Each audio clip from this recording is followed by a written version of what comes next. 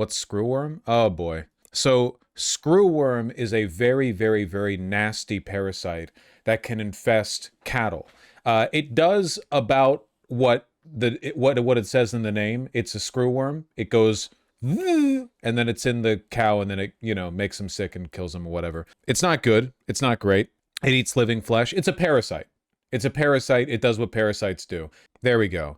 The adult female fly, it's like bot flies, right? They're kind of like bot flies a little bit. The adult female fly deposits eggs around open wounds or mucous membranes of warm-blooded hosts. And remember that we keep our cattle in like a shit bath where they have open wounds that are just festering in liquid feces.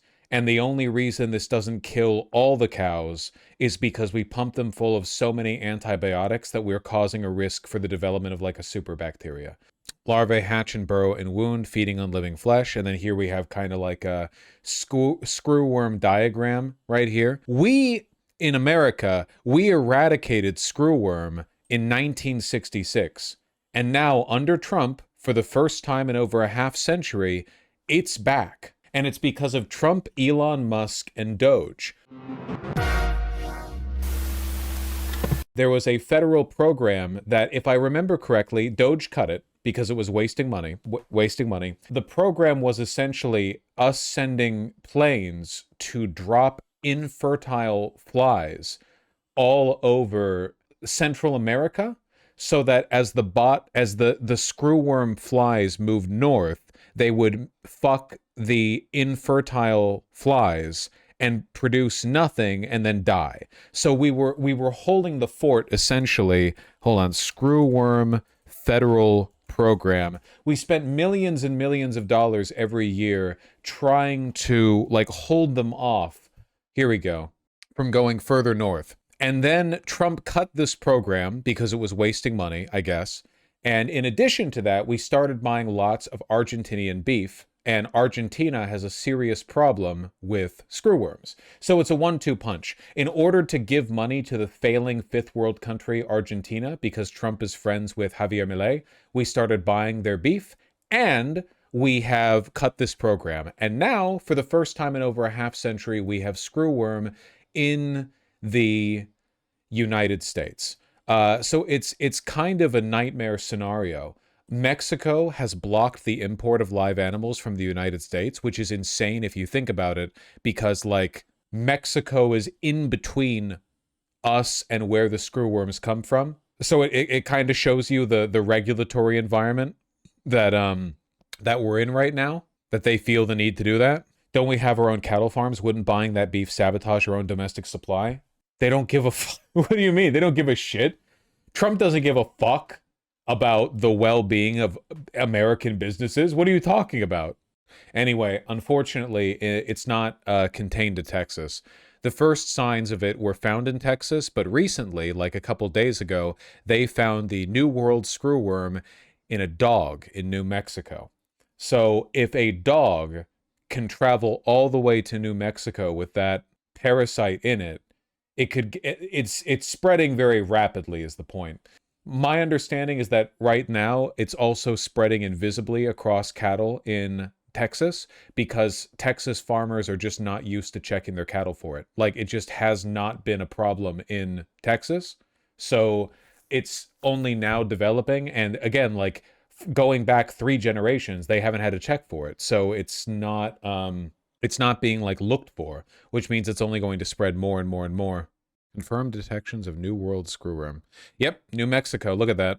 Why is it bad? Because it's an extremely high fecundity parasite that could really fuck our beef industry. Also, it like eats flesh.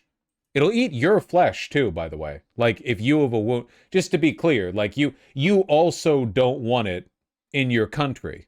MR talked about this. USAID, they're doing stuff like checking the mating habits of like some type of fly. What are we doing here? Well, it turns out there's a reason for that, isn't there? John McCain would come out, go on the floor of the Senate, and he'd come up with some funny sounding names of federal programs and then chuckle with his buddies like, isn't this ridiculous that we spend all this money on, as you say, mating habits of flies? But it turns out there's this incredible program that has kept the U.S. food supply safe for 60 years. It does indeed involve the mating habits of flies. A particular fly known as the New World screwworm. Huh. Yes, these flies are incredibly invasive. When they drop their eggs, they usually bury them into the tissue of livestock or even humans. It's not very painful or harmful in humans, but when it goes into livestock like cows, they literally screw down the larvae of these eggs, screw down into the animal and eat the flesh of the animal. And if untreated, it kills the animal. If you have an outbreak of these, it can become extremely invasive and a huge problem. In the 60s, we figured out a way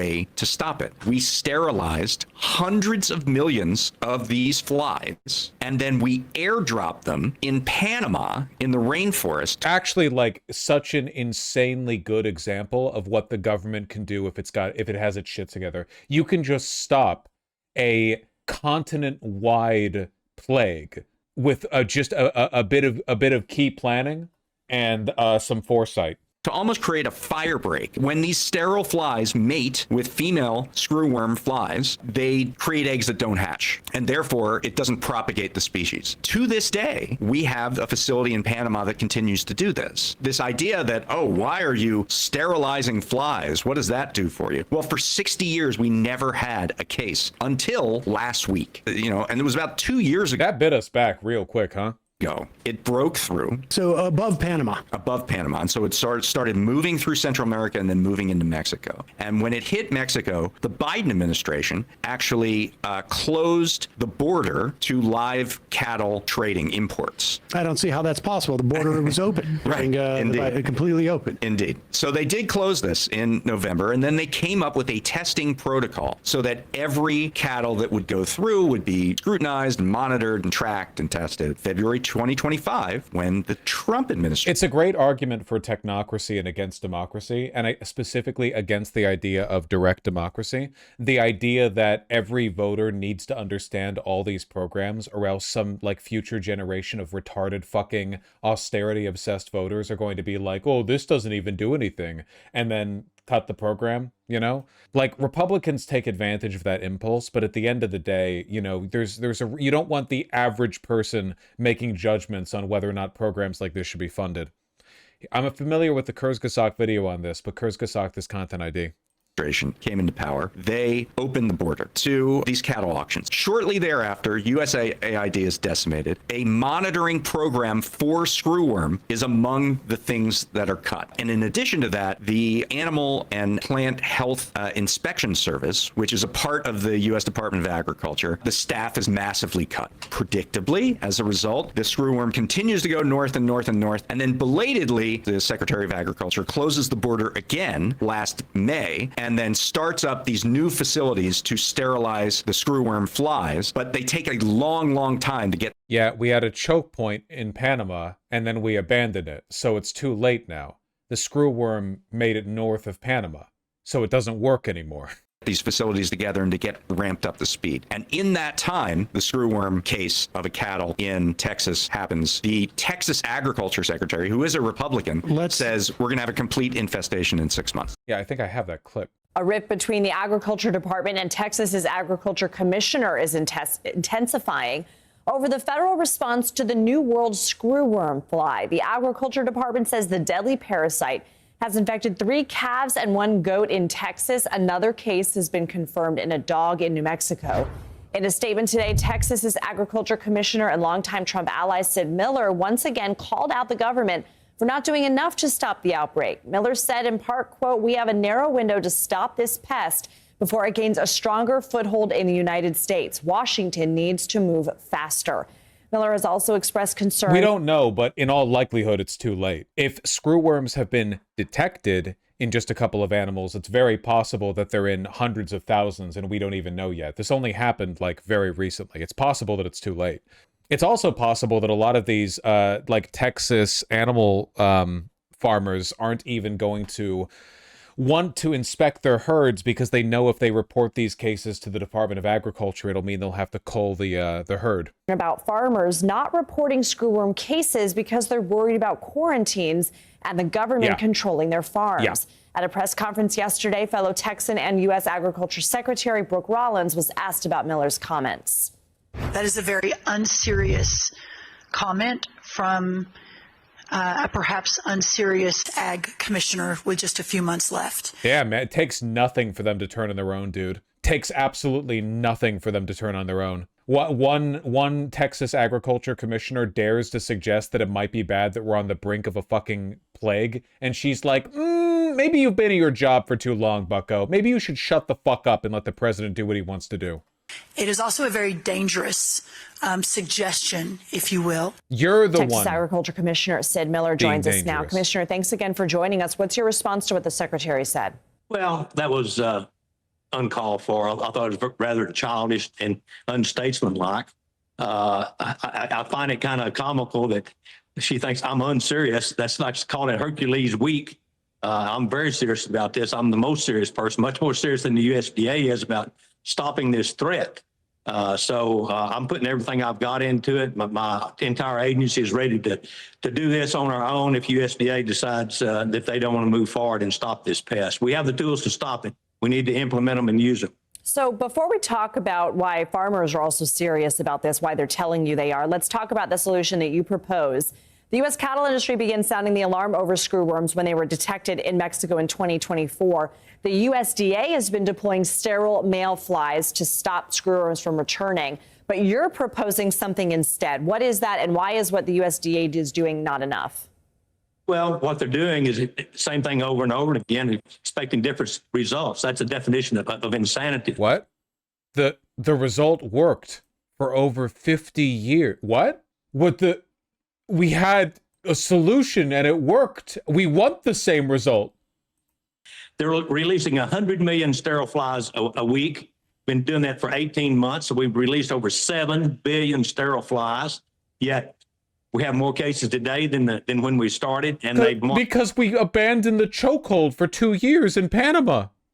Marched from southern Mexico, 1,100 miles into Texas and New Mexico. It's not working, folks. We have a tool. The USDA has it. They come up with it. They've deployed it. They've used it in the past called the SWAS system. That's Screwworm Adult Suppression System. It's basically a fly bait. You put the fly bait out and past, it's killed from 80 to 95% of the screwworm flies. You follow up with sterile flies. The reason the sterile flies don't work is that they release 100 million flies, but half of them are females. The ideal is to get the male the sterile male to mate with a fertile female. It worked for 60 years. And there's no offspring. Well, they There don't were mate with no screwworm cases in America. the fertile females. There's a fertile sterilized female right beside them, so they just mate with each other. Maybe 1 in 100,000 actually goes out and finds a fertile female to mate with. So it's not working. It worked. Why do you think the federal government doesn't want to deploy the SWAS method? I've asked them. They don't have a good answer. It's their program. It's not mine. The very first time I brought it up to Brooke Rollins, she says it's environmentally insensitive. I said, well, what does that mean? I don't get it. She said, well, it might kill some good flies. I said, well, I don't know what a good fly is, but let's say we kill the good flies. You've got $1 billion fly factory. Let's go make some more flies and turn them loose. Let's get after. The number one thing is to eradicate the screwworm fly. What's at stake here? It would be like if Roman senators are like, actually, we need to put more lead in the pipes. Lead haters stay losing. They want to take away the lead in our pipes because they hate our free. Commissioner. What's that? What's at stake here? What are farmers telling you? Well, it's a over $30 billion industry in Texas, just our livestock industry. But we have a wildlife industry that's huge. We have over 1 million acres under high fence. So, but it's not. Look, it's just not ag culture. This mainly, and you had it on the screen. There was a dog. Most of these cases recently, a lot of them anyway, are dogs, pets, cats. You know, because they're the ones who would have screwworm cases noticed. Because if they're pets, people notice it in their pets. Bite from a tick is enough to attract the screwworm fly and infect your pet. the 275 human cases in Mexico. 2 of them died. So this could affect any and everybody. It's not just ranchers that, with cattle. It's sheep, pork, goats, pigs, feral hogs, it's wildlife, it's chickens. It's Praise Trump for ending the unethical meat industry. Yeah, it is. Trump has already broken world reliance on petroleum, and now he's going after animal agriculture. It's true. It's everything. Soon there will be nothing that has left. warm blood in it is susceptible to this pest. Okay, Commissioner Sid Miller, thank you for joining us. Thank you. Yippee! Jesus Christ, man. The 6 confirmed cases so far, 5 Texas, 1 New Mexico. The New Mexico case was a dog that was brought over from Mexico. So it has not hit your livestock. It was actually a companion animal that was transported over the border and then brought to a vet in Andrews County, north of Midland. But that's why your case is not quite as concerning. Still concerning, of course, but the Illegal alien dog. Good evening. The first case of the flesh-eating parasitic insect known as the New World screwworm is now in New Mexico, and experts are working to understand how it got here and if there are any more. News 13's Natasha Lynn just heard from state agencies who are working on... Are there any more? No, just a single fly made it... The USDA calls it a devastating pest. For cattle farmers and ranchers, it's a nightmare. Screwworm is like This something fucking out guy. of a horror movie. New World screwworm, about the size of a housefly, feeds on the tissue or flesh of warm-blooded animals and people. According to the CDC, this parasitic fly lays eggs in an open wound or body opening like the mouth. Those eggs hatch into maggots that eat live tissue. we're just at the beginning of this now new phase of the battle. As of Tuesday, the USDA reporting 6 active cases, 4 cattle and a goat in Texas and a dog in New Mexico. Because screwworms don't spread through meat or dairy products, officials stress this is not a food safety issue, but a food production issue. And it's coming at the worst possible time. They're going to use this to justify not even reporting the cases so they can just continue to sell their meat. January 1st of this year, we have about 86.2 million head of cattle and calves in America. That is the lowest since the 1950s. In the past year, beef prices have risen almost 15%. Since early 2020, they're up 77%. To put that in dollars, a pound of 100% ground beef is on average $1.09 more than it was around this time last year, and just over $3 more than you paid in 2020. So containing the spread of screwworm isn't just a public health matter, it's in America's economic interest too. The screwworm is potentially a compromise to our food supply system. If we have a big screwworm infestation, which we will not, we're on top of it, but that's the challenge. If we're not ready for it, then that could very much... Vegans stay winning? Yeah, no kidding. Just dub after dub after dub from vegans, man. They're blaming the Biden administration, by the way. Rollins, the lady we keep seeing, the threat didn't appear overnight. It was the direct result of the Biden-Harris admin's weak foreign policy agenda and failed immigration policies. They're blaming Biden for it. I guess if I was the Secretary of Agriculture under Trump, what the fuck else are you gonna do?